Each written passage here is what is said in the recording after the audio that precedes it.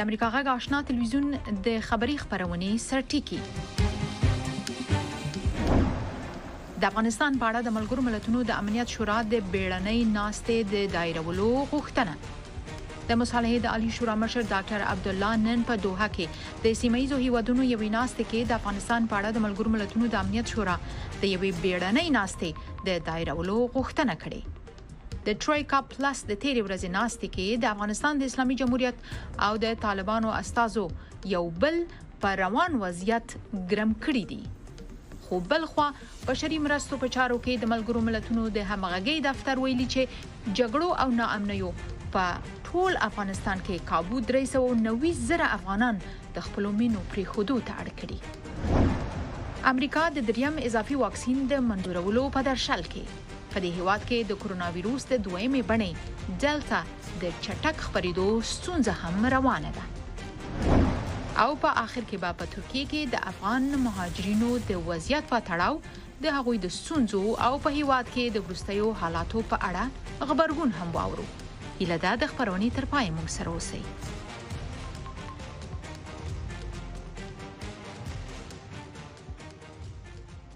شنبه د زمري 28 او د 2028 کال د اگست 13 زه خایسته سعادت لامیم په خبرونه کې د رویترز رپورت د دفاع وزارت خبرګون او چې وای طالبان کابل له ګواښ سره نشي مخ کولای همدارنګه ملګري ملتونه وایي افغانستان کې سږ جګړې کابو 390 زره افغانان بې ځایه کړي دا نور سیمه‌ایز او نړیوال مسایل مو هم راغونډ کړي هیله ده د خبرونې تر پایه موږ سره مل اوسئ د خبرونې په لومړي مطلب کې راغلي چې د مصالحې د عالی شورا مشر ډاکټر عبدالله نن په دوحه کې د سیمایي هیوادونو یوې ناستې کې د افغانستان په اړه د ملګرو ملتونو د امنیت شورا د یوې بیړنۍ ناستې د دایرولو غوښتنه کړې په قطر کې د سیمایي هیوادونو نننۍ ناسته داسې مهال شوې چې د ټرویکا پلس د تیرې ورځې ناستې کې د افغانستان د اسلامي جمهوریت او د طالبانو استازو یو بل په روان وضعیت ګرم کړی دي رحیم ګل ساروان په دوحه کې د سولې خبرې تعقیب کړې دي او جزئیات په دې رپورت کې دوحه لنن سره د درې ورځې د افغانستان د سولې د خبرو او ناستو کوربه ده نن د سیمایي هیوادونو ناسته شوې ده او د مصالحې د عالی شورا مشر ډاکټر عبدالله کې د ملګرو ملتونو د امنیت شورا د بیړنۍ ناستې غوښتنه کړې ده ویلي چې د شلو کلونو لاسته راوړنې په افغانستان کې له خطر سره مخ دي تیر ورځ هم په دوحه کې د ټرویکا پلس غونډه شوې او هغه غونډه کې هم د مصالحې د عالی شورا مشر ویلي چې په افغانستان کې وضعیت بحراني دی او طالبان د سولې خبرو ته جدي نه دي عبدالله ویلي چې طالبانو د سولې د خبرو په ځای په خارونو بریدونو ته مخه کړې ده د افغانستان اسلامي جمهوریت خپل طرحه چې د افغانستان د سولې د تامین او د روانې کشالې د حل لپاره یو جامع طرحه د کوربه هیواد تسپارلې ده په دې ناسته کې به هم د افغانستان د سولې په اړه بحث وشي نړۍ په یو وخت د افغانستان د سولې څخه حمایت کوي چې مذاکرات باید شروع شي او جګړه متوقفه شي زموږ تمه او توقع ده چې یوازینی حل لاره خبري اترې دي او د جګړې لارې هیڅوک هم بریالي کېدای نشي خو طالبانو بیا برعکس افغان حکومت ګرم کړی دی د طالبانو د سیاسي دفتر ویان ډاکټر نعیم د مولا عبدالغنی برادر وینا چې د ټرویکا پلس ناستې ته کړي و پکې ویل شوی چې جمهوریت سوله او امنیت غواړي او خپل منافع ورته مهمه دي او د اوسنی وضعیت مسولیت طالبانو د توافقنامې په عملي کېدو کې بللی دی مولا برادر ویلي چې دوی درې میاشتنی اور کم وړاندیز کړي او خلیزات پر خبر دی دای هم ویلي چې په خارونو په بریدونو او لسوالۍ بنه سقوطوي خو د مولا برادر په وینا دا وړاندیز چانه دی منلای نو څه موږ په خپل وجود کې تغییر را نه ولو زبدا درته یعنی گواهه درته وایم چې نور ملکونه د افغانستان کې یعنی د حل لارې نشي پیدا کولی تر څو چې افغانستان ملت حل یعنی یو حل لاره پیدا نکړي د بهرنیو چارو وزارت د امریکا، روسي، چین او پاکستان د استازو د ټرویکا د تیرې ورځې د ناستې په تړاو ویلي چې د سیمې د ترهګرو په ملتیا د طالبانو بریدونه به نه یوازې انساني ناورین رامنځته کړي بلکې د سختدریزي به سیمې او نړۍ ته ګواښونه هم پیښ کړي د ټرویکا تر ناستې مخکې د سیمې او نړۍ او نړیوالو سازمانونو استازو بله ورځ په دوحه کې لومړنۍ غونډه هم کړې وه. رحیم ګل ساروان، اشنا تلویزیون، کابل. د دې ترڅنګ د افغانستان په ګڼو ولایتونو کې د جګړو زیاتېدو او د یو شمېر ولایتونو د مرکزونو سقوط په غبرګون کې سپینې ماڼۍ ویلي چې که د وسلوالو طالبانو د بریدونو مخه ونه نیول شي مسؤلیت یې د افغانستان د حکومت مشرانو په غاړه دی. د جګړو د شدت سره د بشري حقونو نړیوالو سازمانونو هم ژوره اندېښنه ښودلې چې په سلګونو زره بېوسه افغانان د خپلو سیمو څخه بېځایه شوي او په میلیونونو نور بیړنیو مرستو ته اړتیا لري. د خبر نور جزئیات به د خپل همکار وحید فیضي نه واخلم چې د کانګرس د ماڼۍ له مخې ما سره مل دی. فیضي صاحب، حالات خورا ترینګلي دي. د افغانستان امنیتي وضعیت په اړه سپینې ماڼۍ او د امریکا د دفاع وزارت د چارواکو د څرګندونو جزئیات قدرمنو لیدونکو سره شریک کړئ. سپینې ماڼۍ په څرګنده ویل دي که طالبان د بریدونو مخه ونه نیول شي مسؤلیت به د افغان حکومت د رهبرانو په غاړه وي. د سپینې ماڼۍ ویاند جنساکي وایي چې افغان رهبران باید سره یوځای شي ځکه د هیواد راتلونکي ورپورې اړه لري. میرمن ساکي په خپلو خبرو کې ویل دي چې افغان پوځ هغه څه ته چې اړتیا لري په واک کې وس لري. د افغانستان په مختلفو سیمو کې طالبانو پرمختګ سره افغان حکومت ته د امریکا د سیاسي او نظامي چارواکو پیغامونه هم واضح شوي دي. د دفاع وزارت ویان جان کوربي وایي چې ولسمشر غني سر علاقمندان د رهبري او سیاسي اراده کولی شي چې په دې ځای کې لوی تغییر رامنځته کړي. سپینه ماڼۍ او پینټاګان په داسې وخت کې دا څرګندونې کړې چې ولسمشر بایدن ویلي و چې له افغانستان د سرتیرو ایستلو په پریکړې پښیمانه نه دی او له دغه پریکړې دفاع کوي. بلخوا د بشري مرستو په چارو کې د ملګرو ملتونو د همغږۍ دفتر یو چا وایي چې د جګړو او ناامنیو له کبله 390,000 کسان اړ شوي چې له خپلې مینې پرېږدي او دغې ادارې خبرداری ورکړه چې بشري ناورین رامنځته کېدونکی دی. د افغانستان په مختلفو سیمو کې د جګړو زیاتېدو په اړه سپینه ماڼۍ وایي که د وسلوال طالبان د بریدونو مخه ونه نیول شي مسؤلیت د افغانستان د حکومت د مشرانو په غاړه دی. د سپینې ماڼۍ ویانده جنساکي وایي د افغانستان مشران باید سره یوځای شي ځکه د هیواد راتلونکي دوی پورې اړه لري. مهمه خبره دا ده چې د افغانستان امنیتي او دفاعي ځواکونه ښه تجهیزات لري او روزل شوي دي. کافي شمیر دي ترڅو مبارزه وکړي. ټولو هغو شیانو ته چې اړتیا لري په واک کې دي. هغه څه ته چې اړتیا لري او باید مشخص کړي د مبارزې لپاره سیاسي اراده ده چې لري کنه او آیا د دې وړتیا لري چې د هیواد مشرانو په توګه په دې مبارزه کې یو بل سره متحد شي. په ورته وخت کې د امریکا د دفاع وزارت د کابل د سقوط په اړه د راپورونو په خبرګون کې وایي چې د کابل سقوط حتمی نه دی. غواړم یو بل ټکی ته اشاره وکړم چې د هیڅ احتمال پیښېدل حتمی نه دي. د کابل د سقوط په شمول چې ټولو یې راپور ورکړی دی ضرور نه ده چې داسې وشي. زه فکر کوم دا د افغانانو سیاسي او پوځي رهبرۍ پورې اړه لري چې کولای شي وضعیت بدل کړي. هغوی د دې وړتیا لري، ظرفیت لري او اوس د دې وخت را رسیدلی دی چې ورڅخه ګټه واخلي. ولسمشر بایدن پر افغانانو غږ کړی چې اوس د یوځای کېدو وخت دی. د افغانستان مشران باید سره یوځای شي. زموږ په زرګونو کسان په جګړه کې تلف شول، ووژل شول او ټپیان شول. په زرګونو سرتیري هغوی باید د ځان لپاره جګړه وکړي. خو په واشنگټن کې میش څېړونکي سر جونز په دې باور دی چې د افغانستان وسلوال ځواک ښه روزل شوی او تجهیزات لري خو د مورال په برخه کې له دې کبله کمزوری شوی چې متحده ایالاتونو او اروپایانو ملاتړ پرېښودی او بلخوا یو شمېر هیوادونه د طالبانو ملاتړ کوي. د طالبانو ملاتړ د یو شمېر داسې شبکو له خوا نه کیږي چې پاکستان، ایران او روسیه پکې شامل دي. طالبان له هغوی نه ملاتړ ترلاسه کوي. بلخوا د ترکیې ولسمشر رجب طیب اردوغان د چهارشنبه په ورځ ویل په افغانستان کې د سولې ټینګېدو لپاره کولای شي د وسلوال طالبان د ډلې مشر سره وګوري. د دې ټولو ناامنیو سره د ترکیې ځواکونو لخوا د کابل د هوایي ډګر د امنیت سپارلو مسله وه چې د ترکیې دفاع وزیر هلوسی اکر وایي هوایي ډګر باید په هر صورت کې پرانیستی وي او فعالیت وکړي. موږ په دې باور یو چې د هوایي ډګر فعالیت او پرانیستي پاتې کېدل ګټور کار دی. موږ په دې اړه خپل نظر شریک کړی دی او لا هم دوام ورکوو. د روانه جګړې له کبله په سلګونو زر کسان بېځایه شوي دي. په دې وروستیو ورځو کې بېځایه شوي خلک کابل ته راغلي دي. په سړکونو او پارکونو کې خیمې درولي او په پلازمینه کې نوې بشري ناورین رامنځته کړی دی. قدرمنو لیدونکو البته د ای پی خبري اژانس یو خبر تاسو سره شریکو چې وروستۍ موږ سره همدا اوس شریک شو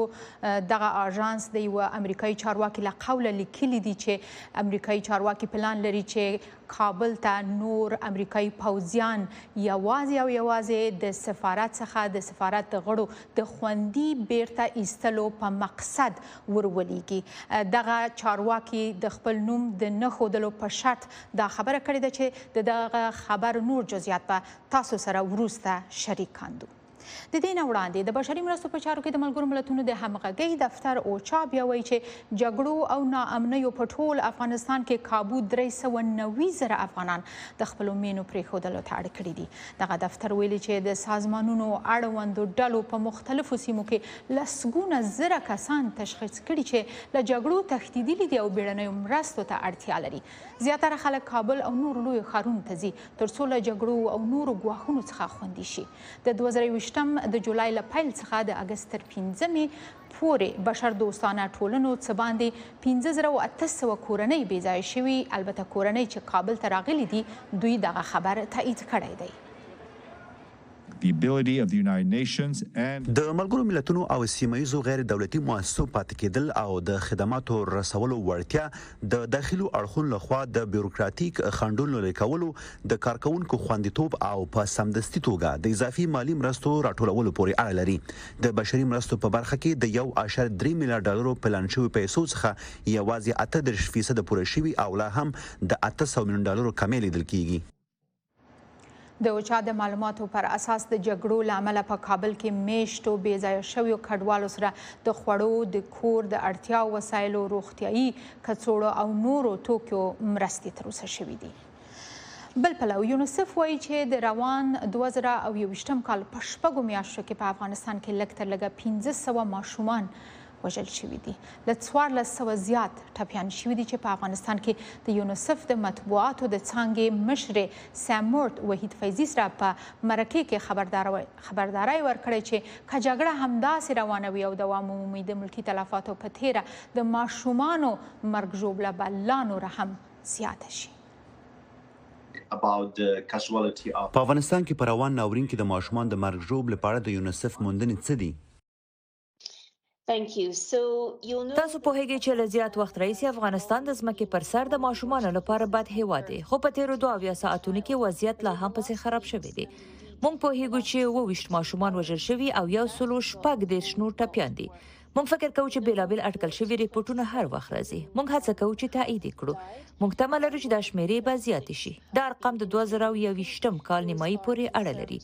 لږ تر لږه 1500 ماشومان وژل شوي او له 1400 نه زیات ټپیان دي نو اوس افغانستان د ماشومانو لپاره خورا تیاره ځای دی د ماشومان ترمنځ د مرګ ژوبلې شمیرې ولې زیات شوي دي ځکه په وروستیو اونیو کې نړیوالو ځواکونو هیواد پرېښی دی د حکومت ضد عناصرو چټک پرمختګ کړی دی په شمال لویدیځ او شرق کې جګړه هم پراخه شوې ده او ګورو چې ښارونه د طالبانو لاس ته لوېدلي دي موږ د تاوتریخوالي د بېساري لوړې کچې شاهدان یو او ماشومانو حقونو ته درناوی نه کیږي نو یونیسف د جګړې په دواړو خواو غږ کوي چې تاوتریخوالي پای ته ورسوي په دوحې کې خبرو اترو هڅو ته وده ورکړي او ماشومان دې خوندي کړي موږ باید ماشومتوب چې د هغوی حق دی ماشومانو ته ورکړو لکه څنګه تاسو د ټولو ډلو یادونه وکړه طالبان چې د افغانستان حکومت ترهګره ډله بولي د افغانستان حکومت وايي دوی باید د خپل خلکو دفاع وکړي او تاسو د افغانستان حکومت او طالبان ته په یو شان ګوري په دې اړه تاسو نظر څه دی آیا هغوی باید د خپل خلکو دفاع ونه کړي یونیسف د افغانستان د دریځ په اړه نظر ورکولای نشي دا پوښتنه د افغانستان حکومت پورې اړه لري د یونیسف لومړیتوب د ماشومانو هوساینه ده چې د هیواد په هر ځای کې وي او څه ته چې موږ اړتیا لرو د تاوتریخوالي بندول دي ترڅو بشري مرسته رسونکي وکولای شي ماشومانو امیندوارو میرمنو او معلولو ماشومانو او هغه کورنۍ چې بیړنۍ مرستو ته اړتیا لري ورته مرسته ورسوي څو ځله د یوناما او ملګرو ملتونو چارواکو طالبان سره لیدلي دي آیا یونیسف هم طالبان سره لیدلي د ملکی تلفاتو په تیره د ماشومان د مرګ ژوبلې په اړه ورسره خبرې کړې دي یونیسف په ناورین کې ټولو داخلو خواو سره کار کوي دا نه یوازې په افغانستان کې بلکې په ټوله نړۍ کې یو معیار دی په کوم ځایونو کې چې ماشومان اړتیا ولري یونیسف به هلته وي او هر هغه څه به وکړي چې په وس کې مو وي. موږ به له ټولو سره چې اړتیاوي خبرې وکړو څو ډاډ ترلاسه کړو چې ماشومان د خوندیتوب هر څه ترلاسه کوي، که هغه واکسین دی، که ښوونځي ته لاسرسی دی، اوبه او که پاکوالی دی. موږ د ماشومانو ترمنځ تبعیض نه کوو. موږ دلته د هر ماشوم لپاره یو. د وروستیو خبرونو په تړاو افغان ولسمشر محمد اشرف غني د عمران خان وروستیو څرګندونو ته په اشارې ویلي چې یوازې افغانان کولی شي چې د هغه ځای ناستی وټاکي. ښاغلي غني چې نن یې د ځوانانو د نړیوالې ورځې په مناسبت د ځوانانو یوې غونډې ته خبرې کولې، ویل چې که څه هم د عمران خان هغه د عمران خان نوم په دې خبرو کې وانخیست، خو ټینګار یې وکړ چې هیڅ چاته دا حق نه ورکوي چې افغانانو ته زعیم وټاکي. جانشین مرا کی تعیین میکنه و با کدام شیوه؟ مردم افغانستان هر روز بخوان جانشین ما تعیین کنن با سر چی؟ اما این حق ما به کس دیگه نمیتیم که زعیم ملی افغانستان را تعیین کنه. ای دوی پیچه کن موږ د بل چا زعیم تعیین کړی دی چې دوی موږ زعیم تعیین کړی او لست افغانستان دپاره زه از همیشه سره مهره قرباني ورکړم. په همدې تړاو وروسته له هغه چې طالبانو د غزني ښار د نیولو ادعا وکړه او د دې ولایت والي او نور چارواکي د کابل په لور روان شول، په میدان وردګو کې امنیتي ځواکونه نیولي شوي دي او بندیان کړای شوي دي. د کورنیو چارو وزارت وایي چې له والي داود لغماني سره د طالب جنګیالیو بدرګه د هغه په اړه پوښتنې راپورته کړي دي. د افغانستان په بیلابیلو سیمو کې د طالبانو له پرمختګ سره سره افغان حکومت وایي چې په شمال کې د خلکو په ګډون د وضعیت د کنټرول لپاره تیاری نیولی دی. حکمت سروش رپورټ لري. په افغانستان کې پر ښارونو د طالبانو د بریدونو په دوام وروسته له هغه چې طالبانو د غزني ښار د نیولو ادعا وکړه او د دې ولایت والي او نور چارواکي د طالب جنګیالیو په بدرګه د کابل پر لور روان سول، د کورنیو چارو وزارت وایي چې والي او نور چارواکي د میدان وردګ په سیمه کې نیولي دي. د غزنی ولایت والی مرستیال او نور هغه همکاران چې ورسره مل ول د میدان وردګ ولایت په مربوطاتو کې د کورنیو چارو وزارت د کورني امنیت د پولیسو لوري نیول کیږي. نن د غزنی ښار ځینې برخې د ترهګرو لاسته ولوېدې، خو لا هم د غزني ښار په ځینو څنډو کې امنیتي او دفاعي ځواکونه شتون لري او ډېر ژر به د ترهګرو پر وړاندې اقدام وکړي. که څه هم په دې وروستیو کې یو شمېر ولایتونه د طالبانو لاسته لوېدلي، خو دا لومړی ځل دی چې افغان حکومت خپل وړپوړي دولتي چارواکي نیسي. د طالبانو له پرمختګونو سره افغان حکومت وایي چې د افغانستان په شمال کې یې ځواکونه او ولسي خلک د سیمو بیرته نیولو ته همغږي کړي. په ټول قوت سره قوتونه منسجم شوي دي، خلک او امنیتي او دفاعي ځواکونه په همغږۍ سره مخ ته ځي او ډېر ژر به په شمال کې د افغان امنیتي او دفاعي ځواکونو او د ولسي ملاتړو د مختګونو شاهدان واوسئ. که څه هم په دوحه کې د افغانستان د سولې لپاره یو ځل بیا هلې ځلې پیل سوي، خو په کور دننه جګړې د راتلونکي په اړه اندېښنې راپورته کړي. د پاکستان لومړي وزیر عمران خان ویلي د طالبانو مشرانو دا ورته په ډاګه کړې تر هغه چې ولسمشر غني په واک کې وي دغه ډله به مذاکراتو ته تیاره نه سي. ډېر د تعصب ځای دی چې د یو ګاونډي بدنیتي هیواد صدر اعظم د طالبانو نیت او یا سیاست په نړیواله کچه باندې مطرح کوي. بلې د ډاکټر صاحب اشرف غني په موجودیت کې نه طالبان او نه نور سیاسي مخالفین صلح غواړي، مګر دا د افغانانو خپل منځي خبره ده چې باید د خبرو په نتیجه کې حل سي. دا هغه خبرې دي چې طالبان وایي یو څه په عمل کې کوي بل څه. طالبان هیڅ څوک نه غواړي په افغانستان کې، نه تنها یوازې اشرف غني بلکې نه رسنۍ غواړي، نه د ښځو حضور غواړي په ټولنه کې، او همدارنګه نه غواړي چې یو خپلواک په خپلو پښو باندې ولاړ افغانستان اوسي. متاسفانه طالبان د هغه جنګیالو سره چې نن په افغانستان کې جنګیږي دا به یو لوی خطر به ته سبا خپله طالبانو ته شي. طالبانو تر دې وړاندې ویلي وه چې د افغانستان د کشالې د هواري لپاره د خبرو له لارې رسېدو ته لومړیتوب ورکوي. ولسمشر غني هم هر وخت ټینګار کړی چې تر وخت وړاندې ټاکنو ته تیار دی او یوازې به د ټاکنو په پایله کې واک خپل ځای ناستې ته پرېږدي. حکمت سروش، د امریکا غږ آشنا ټلویزیون، کابل. د همدغه کړکېچ په اړه نورو خبرونو ته دوام ورکوو. د امریکا د امنیت شورا پخوانی مشاور جنرال میک ماستر د افغانستان څخه د امریکایي عسکرو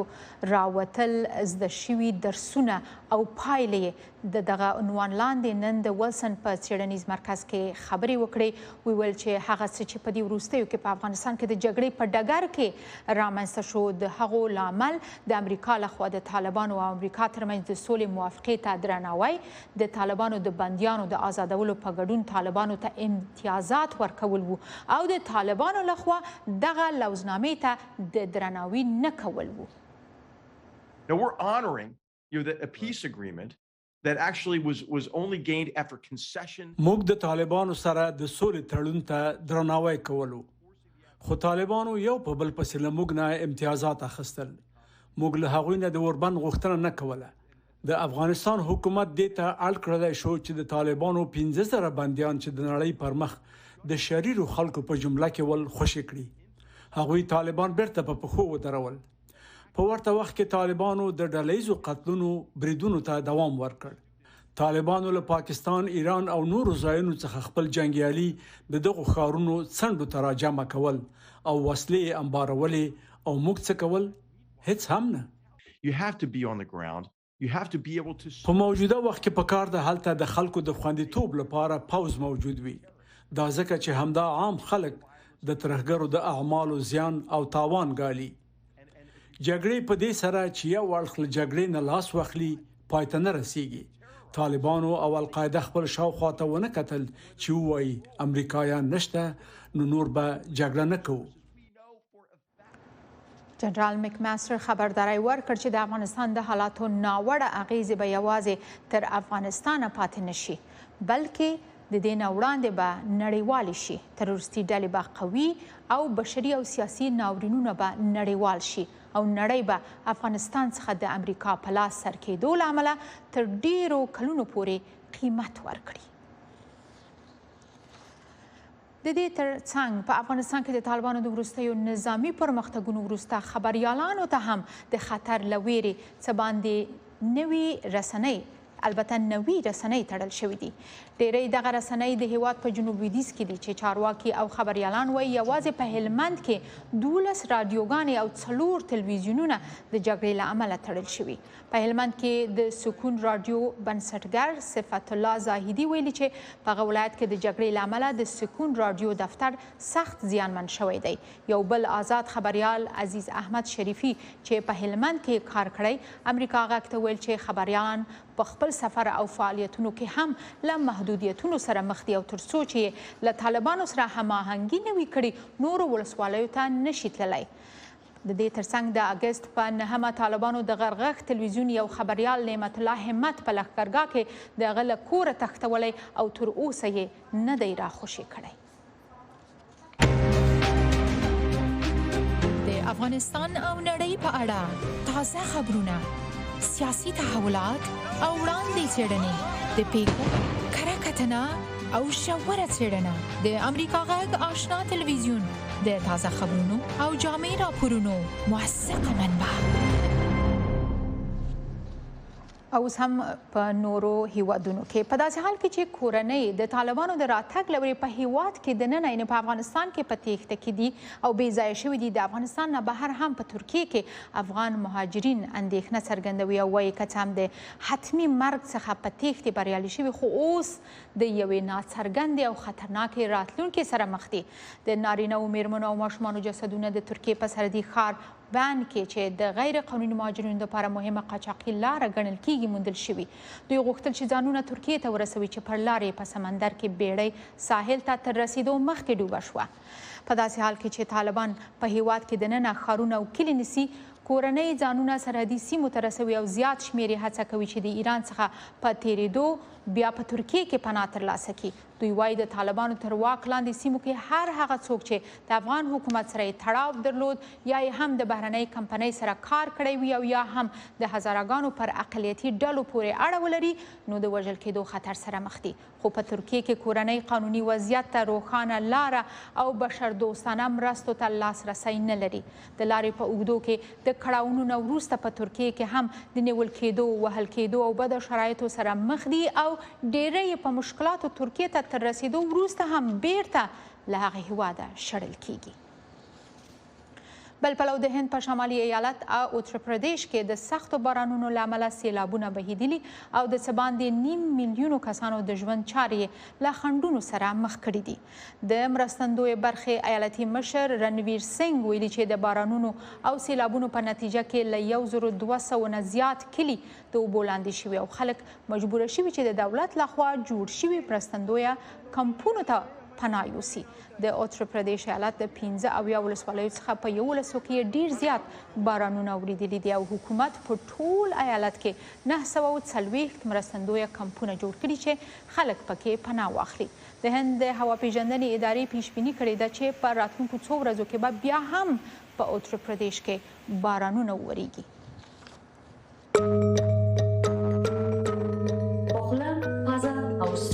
د لاس وهلو نه ډډه وکړئ ځکه کېدای شي لاسونه مو په ویروس ککړ ځای باندې وهلي ویروس له همدې لارې ستاسې وجود ته داخلېدای شي او تاسې ناروغولی شي نو د تنفسي سیستم نظافت مراعات تاسو پوهیږئ تنفسي ستونزې لرئ او یا هم تبه لرئ د خپل ډاکټر نه لومړی وخت وغواړئ د خپلو سیمه ییزو روغتیایي چارواکو په مرسته ماسک مو د ویروسونو په مقابل کې ژغوري او د میکروبونو په مخنیوي کې درسره مرسته کوي. اوس به په افغانستان کې د کروندګرو پر حال رڼا واچوو. په ننګرهار کې ډېری کروندګر چې پخوا یې په خپلو ځمکو کوکنار کرل اوس د غنمو کرلو ته مخه کړې ده. دغه کروندګر وایي چې یو خوا د غنمو ګټه زیاته ده او بل خوا له دې لارې حلال رزق هم ترلاسه کولی شي. خو دغه کروندګر وایي چې حکومت باید له دوی سره د تخمونو او نورو کرهنیزو وسایلو په برخه کې مرسته وکړي. ذبیح الله غازي رپورټ لري. دا سړی له تیرو شپږو کلونو راهیسې په خپله ځمکه غنم کري. وایي دومره پسې لیکېږي چې ګزارې روانه ده. هغه په مخکینو کلونو کې کوکنار کرل. وایي په کوکنارو کې دومره ګټه نه وه او له بل اړخه حرام و ځکه نو لاس یې ترې اینځلی دی. کوکنار نه کرم، غنم کرم. غنمو کې ډېرې فایدې دي. غنم کور کې خو یو د غنمو د وجې نه رزق حلال رزق دی بس دا بچیانو ته حلال نفقه ګټو. شپږ اووه کاله کېږي کوکنار مې نه دی کړی او نه یې کرم او کوکنار څه پیدا نه رب العالمین حرام کړي حرام بوټی دی ځکه نه کوو کوکنار نه کوو غنم کوو. وایي په ګاونډ کې ځینو کروندګرو کوکنار کرلي خو اوس پې پښیمانه دي ځکه نرخ یې ارزانه او خواري یې ډېره ده. پوښتنه وکړئ یو خو ډېر ذلیله بوټی دی د اول نه سر یې ډېرې دی غنم په پرتله سر هم کوکنار له ډېر زیات ورکول کېږي او بل زحمت یې ډېر زیات دی نو ډېر په مشکله کېږي. رمبی غواړي ډېر دوه پیرې او بیا سره غواړي او پڼه هم د دې نه زیاته غواړي. دا یو غنم ډېر بختور بوټی دی که یو پڼه کومه ورته هم نه رسېږي ځان رسوي. کنار لکه پڼه ونه رسېده یا د اوبو ورته ونه رسېده که نه بیا نتیجه نه ورکوي. سخت کال یې نتیجه نه ده ورکړې که نه حال یې وګورئ هلته یو پټی کرل شوی ما د اخوا بیخي په ټنډارو یې کش مې غنم کرلی و چې یو حلال بوټی دی هغه هم خو کاروبار نشته د غربت د وجې نه غنم کرلی کوکنار کرلی و هغې هم تاوان ورته و. که څه هم ننګرهار کې د کوکنارو کښت ورځ تر بلې کمیږي او چارواکي وایي سږنی کال د کوکنارو کښت له 1400 څخه 6 ولسوالیو ته راښکته شوی دی خو بیا هم په نږدې 7000 هکټاره ځمکه کې کوکنار کرل شوي دي چې 400 جریبه ځمکه بیرته اړول شوې ده.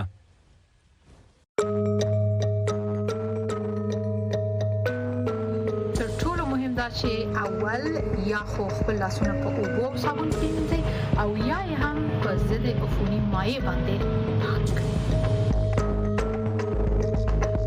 دا ځکه چې په اوبو او صابون د لاسونو پرېمنځل او یا یې په ضد عفوني مایعاتو پاکول هغه ټول ویروسونه مړه کوي چې ښایي لاسونه مو پرې ککړ شوي وي.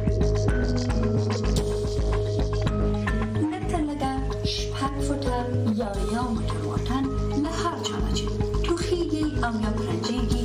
لرې اوسئ. که یو کس ټوخیږي یا پرنجیږي هغوی د خپلې خولې او خزې نه ځینې وخت یې ځینې څاڅکي شیندي او کیدلی شي چې تاسو که ورته نږدې اوسئ دغه څاڅکي تنفس کړئ. د همدې خبرونو په خپرولو سره دا خبرونه هم پای ته رسو. تاسو ټولو نه مننه کوم د زړه له کومې چې په تلویزیون او فیسبوک پاڼو باندې موږ سره مل وئ. هیله ده په انټرنیټي پاڼو د امریکا غږ مطالب وګورئ، ولولئ او د ملګرو سره یې هم شریکئ. یو ځل بیا یادونه کوم چې سبا ته زموږ د کاروان خبرونه ده چې لیدل یې هم مه هېروئ. الله مو مل.